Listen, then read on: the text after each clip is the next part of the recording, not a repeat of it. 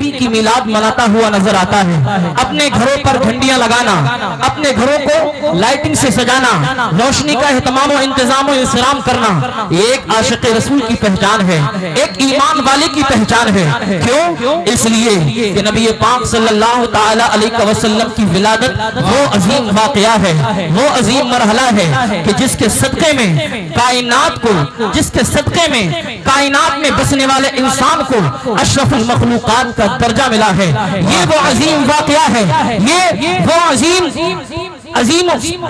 عظیم واقعہ ہے کہ جس کے صدقے میں اللہ رب العالمین نے انسان کو انسانیت کے درجے پر فائز فرمایا ہے۔ اگر حضور کی ولادت سے قبل کے حالات کا ہم جائزہ لے کر دیکھیں، اگر نبی پاک صلی اللہ تعالی علیہ وسلم کی ولادت سے قبل ہم دنیا کے احوال کا جائزہ لے کر دیکھیں تو ہمیں اور آپ کو پتہ چلے گا یہ دنیا ہر طرف ظلم و تعدی و طغیانی کا بازار گرم تھا۔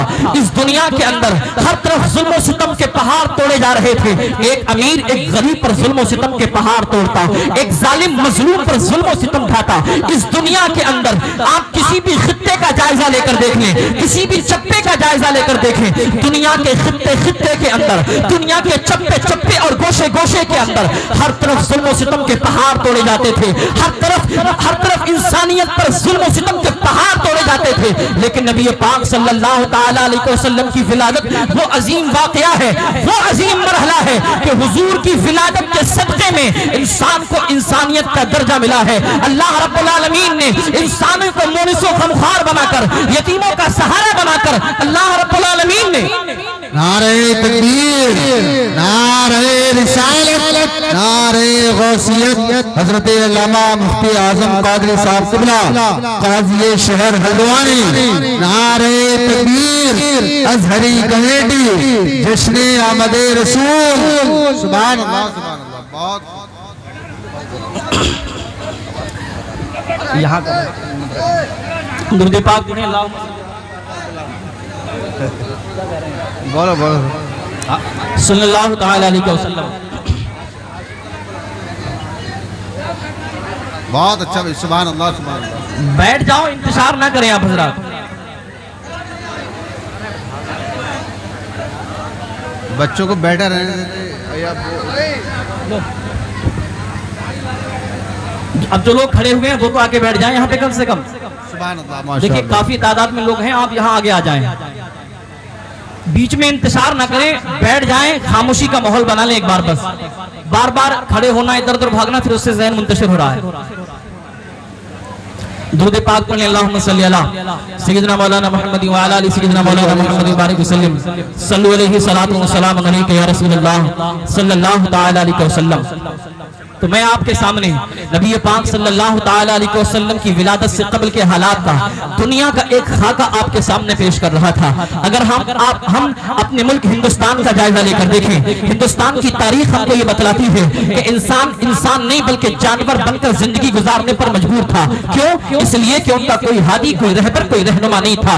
یہ انسان جس کو اللہ رب العالمین نے اشرف المخلوقات بنایا تھا، جس کو اللہ رب العالمین نے تمام مخلوقات سے افضل قرار دیا تھا، علم کی بنیاد پر جس انسان کو اللہ رب العالمین نے فرشتوں سے افضل قرار دیا تھا، یہی انسان اینٹ پتھر کنکر کو اپنا معبود بنائے ہوئے تھا۔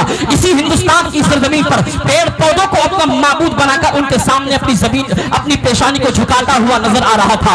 اسی ہندوستان کے اندر اگر ہم جائزہ لے کر دیکھیں تو یہ انسان کہ جس کو اشرف المخلوقات بنایا تھا، لیکن یہ انسان اپنی انسانیت کو بھول کر پیڑوں کو اپنا معبود بنا کر یہاں تک کہ جانوروں کے آگے اپنی پیشانیوں کو جھکاتا ہوا نظر آ رہا تھا۔ ہندوستان کے علاوہ اگر ہم دیگر ممالک کا جائزہ لے کر دیکھیں تو حضور کی ولادت سے قبل کوئی آگ کو اپنا معبود بنائے ہوئے ہے، کوئی پتھر کو اپنا معبود بنائے ہوئے ہے، کوئی کنکر کو اپنا معبود بنائے ہوئے ہے، کوئی پیڑ پودوں کو اپنا معبود بنائے ہوئے ہے۔ اور وہ خانہ کعبہ کہ جس کو حضرت ابراہیم خلیل اللہ علیہ السلام نے، حضرت اسماعیل ذبیح اللہ علیہ السلام نے اللہ کی عبادت کے لیے جس کی تعمیر کی تھی، اس خانہ خدا میں ان لوگوں نے 207 معبودان باطلہ کو سامنے رکھ دیا تھا۔ ان کو زندگی دینے والا معبود الگ تھا، موت دینے والا معبود الگ تھا، رزق دینے والا معبود الگ تھا۔ اور تو اور وہ خانہ خدا کہ جس کو حضرت ابراہیم، حضرت اسماعیل علیہ السلام نے اللہ کی عبادت کے لیے تعمیر کیا تھا، اس کی بے حرمتی کی جا رہی تھی۔ اور تو اور اگر آپ مکہ کی، اگر آپ عرب کی تاریخ پتہ چلے گا سب سے زیادہ ظلم و ستم اگر کہیں ہو رہے تھے تو وہ عرب کی سرزمین تھی. یہ انسان جو اپنے آپ کو بڑا بہادر سمجھتا تھا, اپنے آپ کو بڑا عقل مند سمجھتا تھا, لیکن سب سے زیادہ ظلم اگر کسی پر ہوتے تھے تو یہ مقدس عورتیں تھیں, یہ خواتین تھیں جن پر ظلم و ستم کے پہاڑ توڑے جاتے تھے. اگر کسی کے یہاں پر بیٹی کی ولادت ہو جاتی تو عالم یہ ہوتا تھا کہ اپنے چہرے کو چھپائے پھرتا تھا. سماج میں اگر لوگوں کو پتا چلے گا کہ بیٹی نے جنم لیا ہے تو میری عزت کا جنازہ نکل جائے گا. چار آدمی کیا کہیں گے؟ رب ذوالجلال نے قرآن مقدس کے اندر اس کا نقشہ یوں کھینچا ہے, فَإِذَا بُشِّرَ أَحَدُهُم بِالْأُنثىٰ ظَلَّ وَجْهُهُ مُسْوَدًّا وَهُوَ كَظِيمٌ. جب کسی کو یہ خوشخبری ملتی ہے کہ تیرے یہاں پر بیٹی پیدا ہوئی ہے, اس کا چہرہ سیاہ ہو جاتا ہے, لوگوں سے اپنے چہرے کو چھپائے پھرتا ہے. کسی کو پتا نہ چل جائے میرے یہاں پر بیٹی آئی ہے, کسی کو پتا نہ چل جائے میرے یہاں پر بیٹی نے جنم لیا ہے, میری عزت کا جنازہ نکل جائے گا. اور اگر بیٹی پیدا ہو جاتی تھی تو اپنی عزت کو بچانے کے لیے, اپنی چھوٹی شان و شوکت کو بچانے کے لیے ایک ظالم باپ اپنی اس بچی کو زندہ اٹھاتا, زمین میں ایک گڑھا کھودتا اور زندہ اس پہ دفن کرنے کے بعد اوپر سے مٹی ڈال دیتا. اللہ اکبر. وہ بچی چیختی رہتی, وہ بچی چلاتی رہتی, اور اگر ماں اپنے پیار, اپنے ممتا کے عوض میں اپنی اس بچی کی زندگی کو بچا بھی لے, اور اگر بعد میں پتا چل جائے کہ میری بیٹی زندہ ہے, آج 8-10 سال کی ہو گئی ہے, تو یہی ظالم باپ اپنی زوجہ حیات کو حکم دیتا, آج میری بیٹی کو ذرا تیار تو کر, آج میری بیٹی کو ذرا تیار تو کر, ہم فلاں جگہ دعوت میں جانا ہے. لیکن وہ دعوت نہیں ہوتی تھی, وہ عورت بھی جانتی تھی کہ دعوت نہیں ہے, دعوت کے نام پر آج اس کو قتل کیا جائے گا. کیا بات ہے, بلی دیا جائے گا. اللہ اکبر, اللہ اکبر. اس بچی کو وہ باپ تیار کرانے کے بعد جب اس کو لے کر چلتا, جنگل کے اندر گڑھا کھود کر پہلے سے انتظام کر دیتا. جب جنگل کے اندر پہنچتا اپنی اس بیٹی سے بولتا, اے بیٹی ذرا اس گڑھے کے اندر جھانک کر تو دیکھ. وہ ننھی سی 6-7 سال کی بیٹی جب اس گڑھے کی جانب جھانک کر دیکھتی, یہ ظالم باپ پیچھے سے دھکا مار کر اس بچی کو گڑھے کے اندر گرا دیتا. بچی چیختی رہتی, اے ابا جان میں آپ سے کسی چیز کا مطالبہ نہیں کروں گی, اے بابا جان آپ سے کسی چیز کا مطالبہ نہیں کروں گی, آپ مجھ کو زندہ رہنے دیجیے, مجھ کو میری زندگی بخش دیجیے. لیکن یہ ظالم باپ اپنی جھوٹی شان و شوکت کو بچانے کے لیے اس بچی کو زندہ دفن کرتا, اور آنے کے بعد بیت اللہ کے سائے میں کھڑے ہو کر کہتا, او لوگوں سنو, میرے یہاں پر بیٹی نے جنم لیا تھا, میرے یہاں بیٹی پیدا ہوئی تھی, لیکن میں خوددار ہوں, میں عزت دار ہوں, میں نے اپنی عزت کو بچانے کے لیے اپنی اس بیٹی کو زندہ دفن کر دیا ہے. اور وہ ظالم سماج اور معاشرہ اس کو روکنے کے بجائے اس کے اس کام پر واہواہی کرتا. انسانیت چیخ رہی تھی, مولا بھیج دے کسی کو, کوئی تو ایسا ہو جو مونسوں کا غمخوار بن جائے, کوئی تو ایسا ہو جو یتیموں کے سروں پر پشت شفقت پھیرے, کوئی تو ایسا ہو جو غریبوں کا ہمدرد بن جائے, کوئی تو ایسا ہو جو عورتوں کی عزت کا محافظ بن کر آئے, کوئی تو ایسا ہو جو ظالم کے ظلم کو روک دے. اللہ اکبر, اللہ اکبر. اللہ کی رحمت کو جلال آتا ہے, اللہ کی رحمت کا دریا رحمت جوش میں آتا ہے. 12 ربیع النور کو پیر کے دن صبح صادق کے وقت آمینہ کے گھر عبداللہ کے لخت جگر نور نظر جناب محمد عربی صلی اللہ تعالی علیہ وسلم تشریف لے آتے ہیں. اعلیٰ حضرت کا خوب انداز میں کہتے ہیں, صبح طیبہ میں ہوئی بٹتا ہے پارا نور کا, صدقہ لینے نور کا, آیا ہے پارا نور کا, میں گدا تو بادشاہ بھر دے پیالہ نور کا, نور دن دونا تیرا دے ڈال صدقہ نور. کیا بات ہے, نعرہ تکبیر, نعرہ رسالت, نعرہ غوثیت, جشن آمد رسول, عظمت رسول, مذہب اسلام, عشق محبت, عشق محبت, عشق محبت, عشق محبت, بستی بستی قریہ قریہ, خواجہ کا ہندوستان, ازہری کمیٹی. 12 ربیع النور کو میرے اور آپ کے آقا اصدار فانی کے اندر مبعوث کیے جاتے ہیں. وہ دنیا جو ظلم و ستم کا بازار بنی ہوئی تھی, وہ دنیا جہاں پر مظلوموں پر ظلم و ستم کے پہاڑ توڑے جاتے تھے, وہ دنیا جہاں پر عورتوں کو کوئی عزت و وقار نہیں تھی, وہ دنیا جہاں پر غریبوں کا کوئی پوچھنے والا نہیں تھا, وہ دنیا جہاں پر انسان نہیں بلکہ جانور سے بدتر زندگی گزارنے پر مجبور تھا. اب آپ بتائیں ولادت مصطفیٰ سے قبل دنیا کے حالات کیا تھے, لیکن جب جب نبی کی ولادت ہوتی ہے تو نبی کی ولادت کے بعد اس دنیا کا نقشہ کس طریقے سے تبدیل ہو جاتا ہے، کس طریقے سے اس دنیا کی رنگ و کیفیت بدل کی جاتی ہے۔ وہ لوگ جو ظلم و ستم کیا کرتے تھے، جو چوری ڈکیتی کرنے میں فخر محسوس کیا کرتے تھے، جو شراب نوشی میں اپنے آپ پر فخر کیا کرتے تھے، جو مار کاٹ کو اپنا پیشہ بنائے ہوئے تھے، لیکن نبی پاک صلی اللہ تعالی علیہ وسلم کی ولادت ہوتی ہے، آمنہ کے لال کی ولادت تھی۔ وہ ظالم انسان، وہ ڈکیت انسان، وہ شراب پینے والے انسان، وہ جوا کھیلنے والے انسان، وہ لوگوں پر ظلم و ستم کے پہاڑ توڑنے والے انسان، یہ وہی افراد تھے جو پہلے ایک جاہلیت کے دور میں زندگی گزار رہے تھے، جو انسان تو نہیں، انسان سے بھی بدتر زندگی گزارنے پر مجبور تھے، لیکن کیا نظر تھی کہ آمنہ کے لال کی آمد ہوتی ہے۔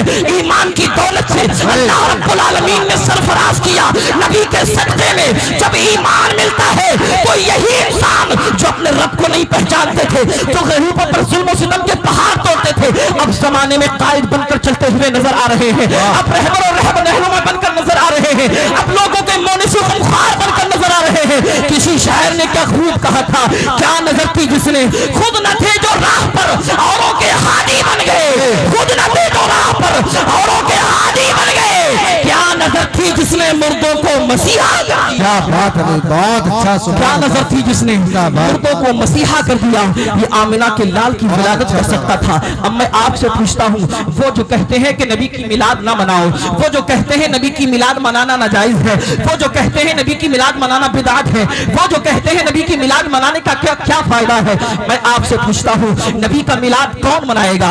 میں بتاؤں نبی کا میلاد کون منائے؟ نبی کا میلاد وہ بوڑھی عورت بنائے کہ جس کی کوئی عزت سماج کے اندر نہ تھی، لیکن آمنہ کے لال نے آ کر ایک حدیث سنائی اور فرمایا کہ ہر نوجوان کے لیے اس کی ماں جنت اس کی ماں کے قدموں کے تلے ہے۔ وہ بوڑھی عورت جس کا کوئی پرسان حال نہیں تھا، اب اس بوڑھی عورت کو یہ نوجوان اپنے سروں کا تاج بنائے ہوئے ہیں، اس لیے کہ نبی نے فرما دیا ہے کہ جنت ماں کے قدموں کے تلے ہے۔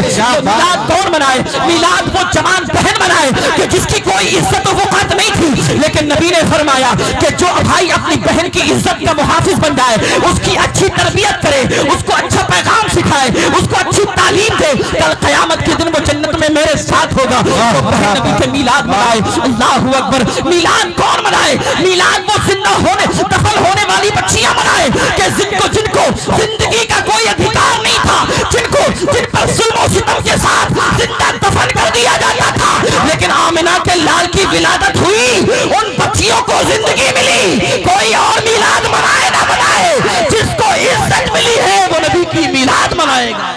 سبحان اللہ۔ نعرہ تکبیر، نعرہ رسالت، نعرہ غوثیت، جشن آمد رسول، عشق محبت، عشق محبت، نعرہ تکبیر۔ آخری بات بتاؤں، بس وقت بھی ہو رہا ہے۔